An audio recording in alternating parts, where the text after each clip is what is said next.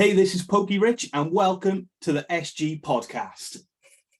That was nice, man. That's the best one yet. That's the best one yet. Maximum positivity. Yeah, I love it. Thank you. Well, welcome, Rich. Thank you very much for joining me today. And everybody that is listening, this is Pokey Rich, and I wanted to speak to him because he's a big personality within the Pokemon category. And yeah, I just want to have a chat and get to know him more and share his story with you guys. So how you doing, Rich? I'm doing good. Thank you very much for having me on, mate. Yeah. My first podcast, first one I've been invited. Well, I've been invited on one before. I turned it down. Oh, no. Yeah, but you're big news, Sam. You're big news. So I thought, you know what, I'm on. Well, hopefully, well, I mean, me and you physically met. We've been speaking before, Yep. but me and you physically met at the last card show. Couldn't miss you at all. You had the full Pokemon suit on. You looked splendid. I don't know how hot you were for the day, but you looked good. Mate, 100% polyester. I was struggling. That was hot. It was a hot day as well.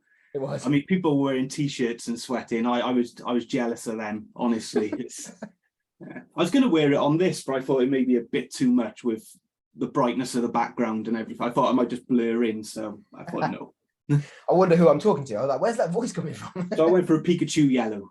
You know, I like it. Still repping for my boys. Yeah, that's cool. So what I wanted to talk to you as well, because one of the things that I'm really like inspired by is the charity work that you're doing. Yeah. And I'd love you to share with our guys what you do on a yearly basis, because I know when they listen to this, it may be after the current event. So there's other things as well. But if you could talk about the event, that'd be amazing.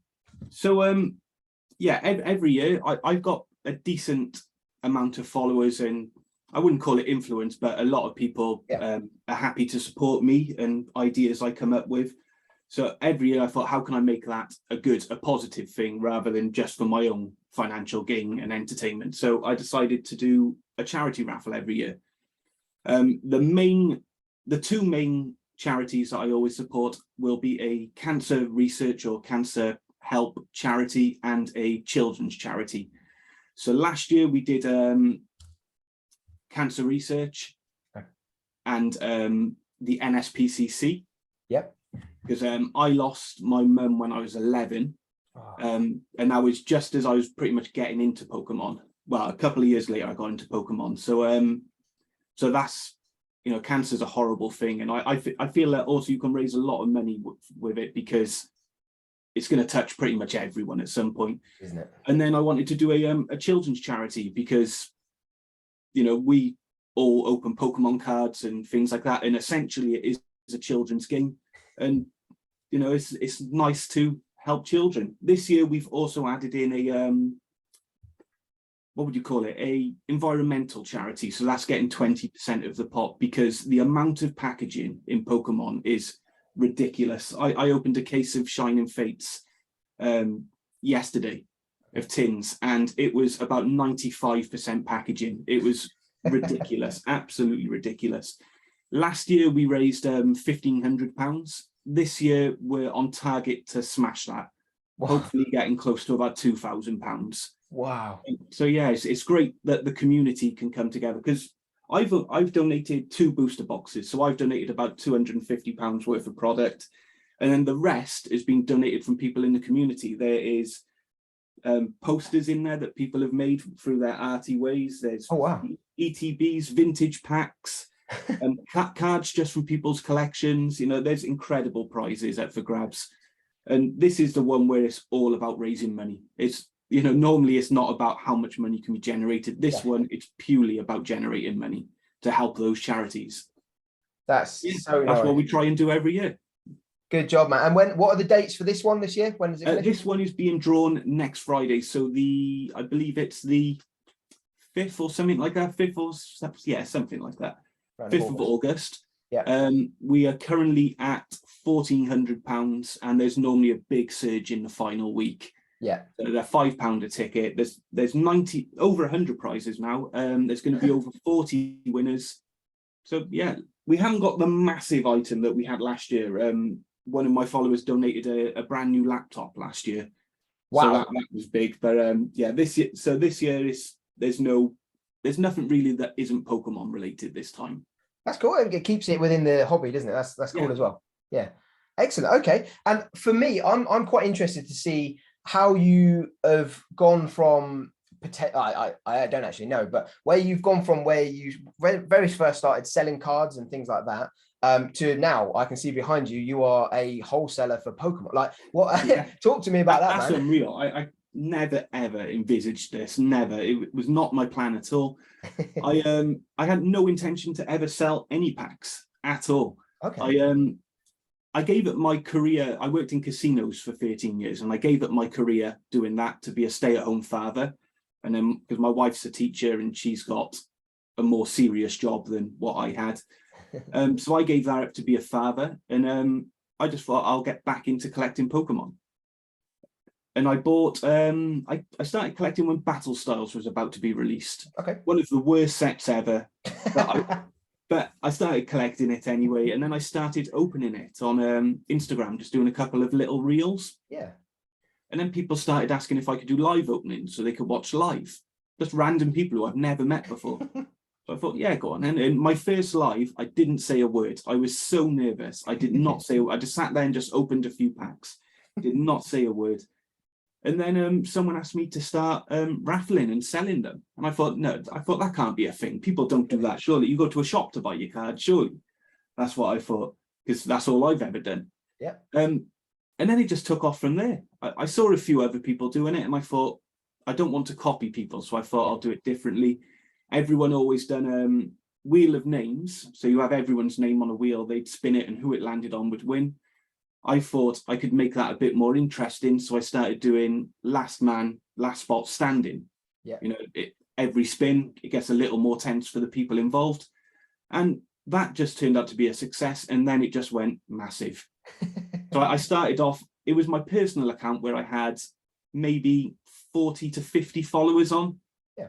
And then I turned it into a Pokemon account. All my original followers, my actual mates, unfollowed me. Naturally unfollowed me. And yeah, just past 6,000 followers now. So massive. I was never in my dreams was this expected. I just wanted to collect for myself. And I didn't even realize there was an online community for it. I thought I was one of the weird ones who still collects Pokemon that's for children and things like that. Turns out there's over 6,000 of us, you know, so it's a bit wild. Yeah. That's really cool. And like one of the things that I wanted to talk to you about, sort of going off that as well, and how we've spoken things as well, is that with Gav from the Cardiff Card Show, he's going to be launching the show in September and again in December.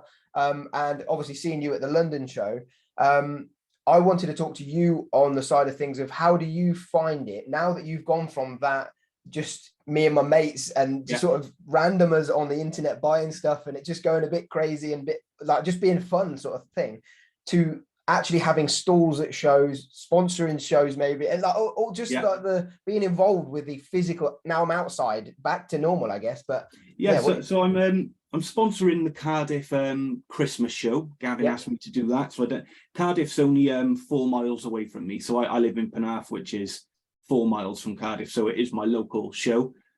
I heard of these shows mainly in America. I'd never heard of them in Britain, and they're massive. In America, they're huge. They dwarf the British ones. They're like 50,000 people, and Britain's 1,000 max. Pretty much. Yeah. But I thought it was not open to people like me. I thought it was the kind of place where shops go to, like Chaos Cards or Game or people like that go to. And I thought it was, well, it kind of is invite only, but I didn't realize you could apply to go or things like that. So and then I was speaking to Jake, who owns MGC Grading. Yeah. And he said, no, just ask if you can go. So I asked London Card Show if I could go, and they said yes.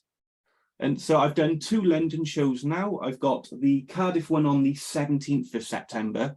Yeah. I've got the Northwest one on the 22nd of October, and then the Cardiff Christmas one on the 10th of December. And I love them. It's great because I work behind my phone and behind my computer.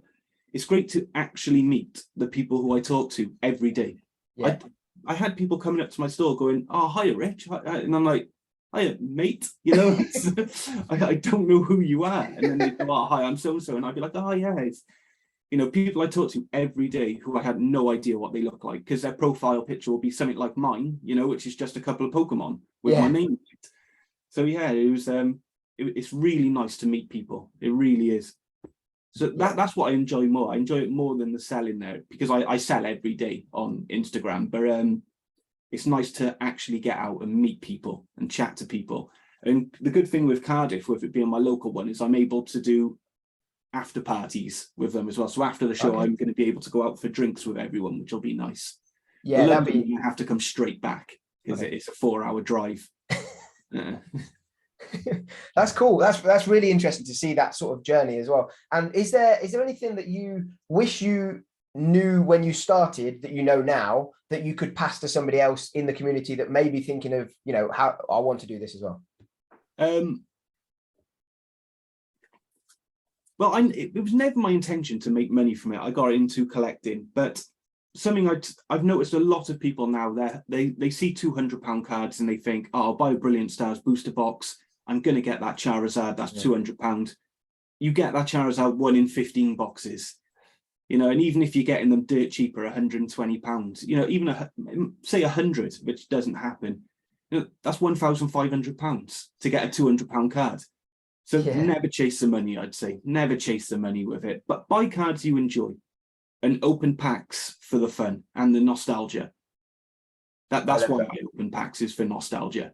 Yeah, me too as well. I personally collect now fully Japanese. Like, I'm only interested in collecting Japanese cards. I see a lot of Japanese boxes behind you as well. Japanese has gone crazy. For me personally, I'm not into Japanese cards purely because I like to be able to read what's on a card. I still like to look at it and go, oh, what's that move? You know, what's that write-up about that Pokemon and things like that. But Japanese has gone absolutely wild, absolutely huge. That there's now so many companies in the UK who are bringing it in, because if you're buying from Japan, you can only spend up to £135 before you get hit with a huge import tax. I bought I bought a £2,000 order from Japan and got hit with a £400 import tax. So that was massive. So now it's good that you get the UK people who are doing it. They are more expensive than buying direct from Japan, but when you factor in the customs charge and the speed, because it can take 2 months to get the product from Japan, whereas these UK ones, you get them within a week. So they are brilliant. The Japanese cards, everyone says they're better quality and the shine's better. I agree that the centering's better, the cut's better, corners are better. I personally think that the English cards are more modest. They're not so in your face. I find the Japanese cards very in your face, which is great on some cards, but I'm not a fan of GX cards, VMAX cards, V-Star cards, because I'm old school and I like the Wizards of the Coast cards. I like a basic holo. So that's what I like. I find the big cards very showy. That's fair. Okay, that's an interesting take. I like that. That's cool. And for you, with your collection, so you've got back into it for your own personal collection? Yeah. What kind of cards do you prefer? What is your main collection goals? So I've just finished the first 4 sets. So I've got base set, jungle set, fossil set, and Team Rocket. Fossil's my all-time favorite set. That was the first ever Pokemon set I completed. Pokemon trading card set I completed. I don't know if you can see it on the camera. The top series one. Oh wow. This is my all-time favorite card, the Arcanine Holo from Top Series 1. That was the first set I ever completed. As a kid, I was 13 and completed that one. And then Fossil was the first trading card game I completed. But now I'm trying to complete Gym Heroes and Gym Challenge. Oh, okay. Oh, nice. Expensive to complete, particularly some of the cards. But I'm not in any rush to do it. I'm doing it as I go. You know, I don't want to break the bank on it. You know, I don't want to go out and spend £1,000 on, 6 holos or something like that. You know, it's crazy money. I think I want to go all the way up to the end of E-Series. Oh, okay. So Skyridge. Yeah, Skyridge is going to be difficult. Aquapolis is going to be crazy. But condition's not that important for my personal collection either. A lot of people go crazy for it's got to be near mint, it's got to be mint. And I just like looking at these cards, and I'm not too bothered about the condition on them. These are cards from my childhood. And if I remember back to what was in my pocket as a child, it was a bunch of hollow cards with no sleeves with an elastic band around them. Elastic band, back pocket. Yeah, 100%. So the condition on them was not good. And that's all I'm trying to replicate. I'm trying to get that feeling of innocence and youth and, you know, just collecting because I like the cards. That's all I want to do. I just want to collect for myself, not for money. I sell cards for money, you know, because this has turned into a business now, which never thought would happen. But for my personal collection, it's all about how those cards make me feel. That's why I collect. Yeah, and I think that's really inspiring. Like for me, what I want to do is get people to relive their childhoods through nostalgia. Like, and that to me, we're on the same page with that. Definitely. And like this is one of, I know you said about the Japanese, but one of the coolest things for me about the Japanese market is that until recent times, anyway, until like the last couple of years, but typically they never collected PSA. That's why wasn't a PSA out there. They never cared about the quality, the near mint. They don't care. They just want that base set Charizard for the deck. They're playing with it. They put it in your pocket. Who cares? Like they just want the card and the artwork. And but that's why you find masses of raw vintage cards in really good condition from Japan. Because they never put them in slabs. They never graded them. They never cared about the money of them. Yeah. So that's why you find so many. Like if you're trying to find a near mint dark Slowbro first edition in English, you're never going to find one that isn't already in a slab in a grade 7, 8, 9, or 10. Yeah. Whereas Japanese, you can find one, and the price comparison is unreal. Yeah. There are some Japanese cards that are significantly more expensive. EV Heroes in particular. You've got the Umbreon VMAX Altar in a 10. In English is going for £500 or so. The Japanese in a 10's going for 1,500. It's crazy. There's something about that set that the pull rate was very difficult, and it was a limited print run on it. Yeah. If that ever gets a big print run, everyone's going to be selling their PSA 10s. The market will be flooded with them. Yeah, that's true. They're getting just off the side of that as well. They are doing an EV Heroes, the Japanese version, another print run this year of that. Yeah. So I cannot wait. I heard there's a print run, and I immediately saw a print run. I don't know where I saw it. Someone sent me an email or something like that. They had saying there was going to be a print run, and within 2 days, Instagram stories were just flooded with people selling EV Heroes booster boxes for £150. Yeah, everyone, because they know it's going to drop to 50. Yeah, well, hopefully, fingers crossed. Yeah, I hope so. But Japanese as well. I remember as a kid, the fossil set Japanese had the Mew in it, and the English set does not have it. So I was always fascinated with that card because I thought, why is it not in the English one? I wasn't sure it was real. Same as I wasn't sure Legendary Collection was real. Yeah, that's true. That's a good shout. You see those crazy hollows. Like stickers. Yeah, the reverse. I've actually got a load of the stickers, which I also thought were fake. These ones, if you remember them. Yeah. You'd stick them on the inside of your binders and things like that. Or my homework diaries or yeah, definitely. I found these. They're all in pretty much mint condition. I have no idea what to do with them. They're well cool. There's 60 of them. They're like £15 to £20 each. I have no idea what to do with them. I found them in a box I had. Make a display or I don't know. Yeah. Cherish them. Yeah. That's cool. Okay, so going from there, what I wanted to talk about is we have guests from previous shows ask the next person a question. And the person from the last show was Mounty. And I don't know if you know Mounty Live. He's one of my good friends, but a Twitch streamer, YouTuber, Pokemon creator, content creator, right? And he said, and this is actually, you may have kind of answered this already, so this fits in quite well. But if there was only one ever set, there was no other sets that you could master set. If there's only one you could ever master set, you could collect all the other sets, but one master set, which one would it be? It's hard because base is where it all started. Yeah. You know, I remember going to school and having my pocket money, and I'd buy a pack on the way to school, and my first ever card was the Raichu Hollow from base set. So that set's a very special set to me. I sold it for £1 in the playground about an hour later. And half a chocolate bar. I thought I switched on because I paid £2.50 for the pack, and I thought, well, there's 11 cards here. I got £11. I was already trying to be a businessman then. It turns out it doesn't work like that. But yeah, Fossil's amazing.